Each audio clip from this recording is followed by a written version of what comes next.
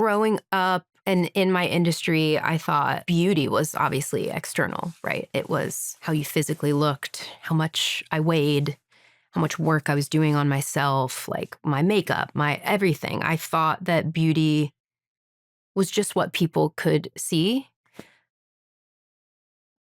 But funny enough, that's never when I felt my most beautiful. Like I always felt kind of like a phony in that way because like objectively I would look a specific way, but internally I felt very ugly, if that makes sense, because I knew I wasn't honoring myself and I wasn't respecting myself. So now beauty to me is, I mean, it's very subjective, obviously, but the most beautiful people to me are people who are really in tune with themselves.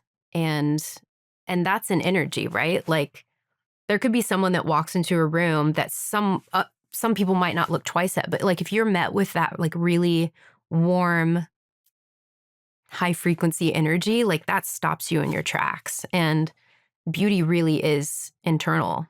And there is something inherently beautiful about someone who takes care of themselves and in every sense of the word, and someone who is tapped into something bigger than themselves. Like that to me is really beautiful. And I it's interesting being in an industry where you're kind of we're not even in the industry, like we're met with so much all the time. There's so much information of like how to look, what to be, what to buy, and it's like, "Oh my god," like it's sensory overload. And I don't think that's normal for anyone. Like we're just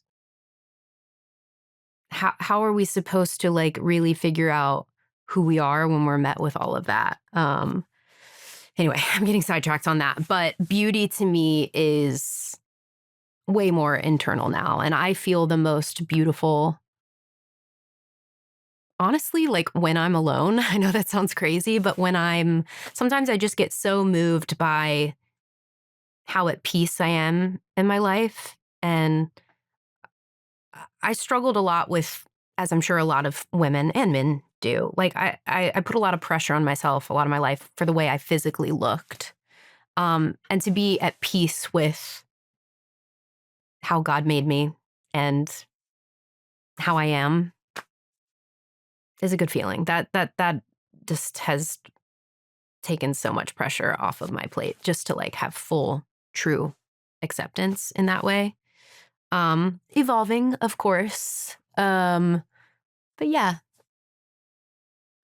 What would you say to the women that are listening right now that struggle with body image?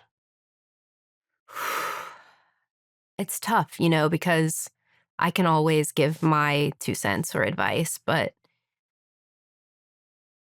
ultimately, like, we're all gonna hear my advice in a million different ways. I mean, because I could say just, like, stay offline.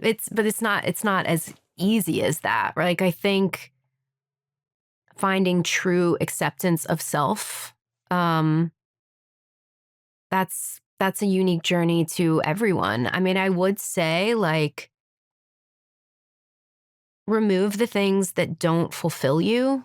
Um, like remove the distractions, I guess. And I don't know. I would say just get really curious about why the things you don't like about yourself, get really curious about that and why it is that you dislike that about yourself.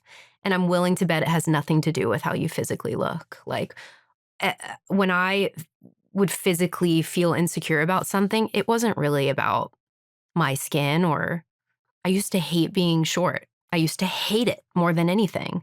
It's literally my favorite thing about me now because I thought in a world like I was always surrounded by tall women and I thought, well, I'm not that, so there must be something wrong with me. No, like I think the things that make you unique, like learn to love them, find a way to love them. And I can't tell you how to do that, but I think it all starts with curiosity. Mhm. Because underneath it all, there's always like a core wound. And I think it's just like really setting aside time to get to know yourself. And that does take work. That's commitment um, and being consistent with that. And the answers will come. And also ask for guidance, pray, talk out loud. Like sometimes when I haven't known what to do or even didn't even know who I was speaking to, if you just like speak out loud and you believe that the answers will come, they will through a song, through a post, through a person, through a number. Like I really believe that's how the universe works. And like in my darkest moments when I haven't known what to do, prayer changed my life. So whoever's listening, thanks.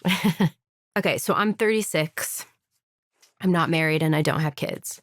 And I finally, I've been greeted with a lot recently within my world of people being like, "Oh."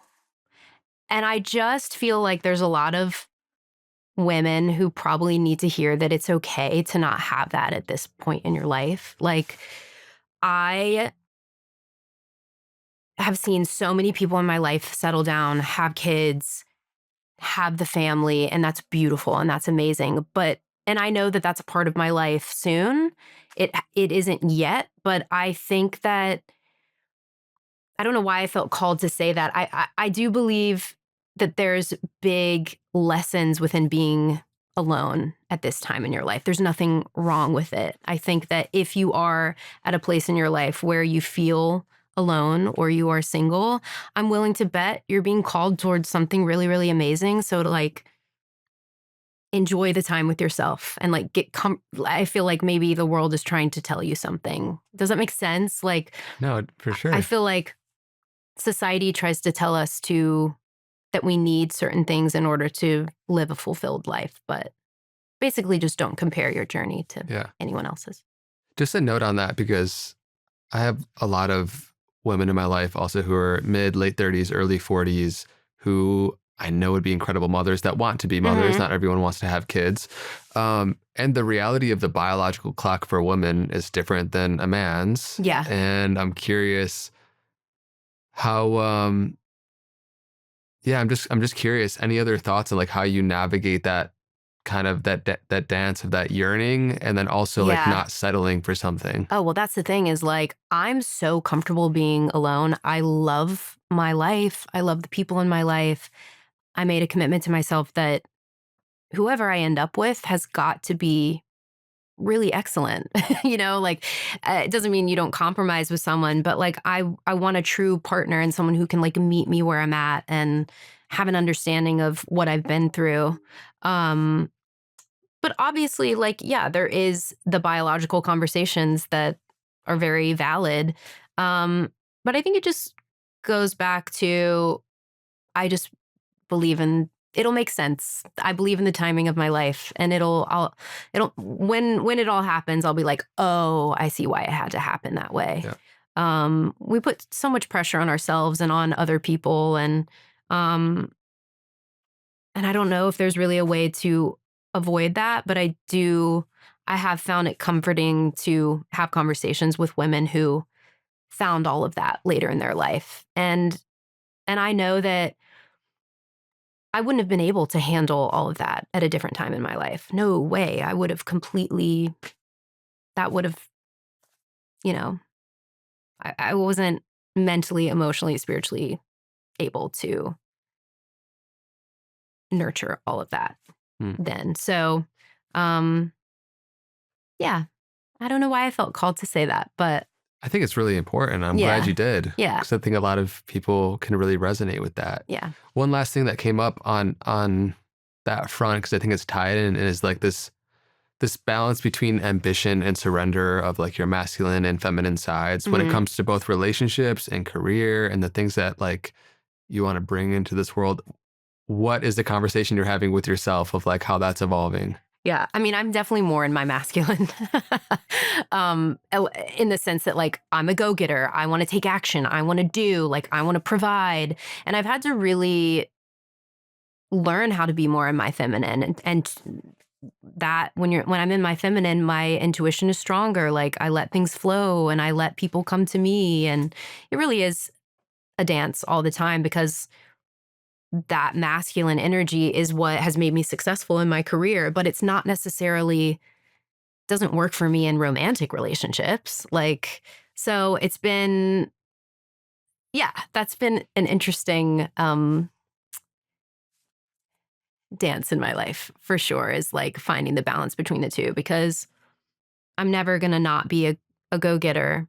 Um, yeah, I think just like true feminine energy is just like trusting. I think it's truly just like trusting that things are unfolding exactly as they should, and knowing when to take action and knowing when to sit back and be like, I'm taken care of.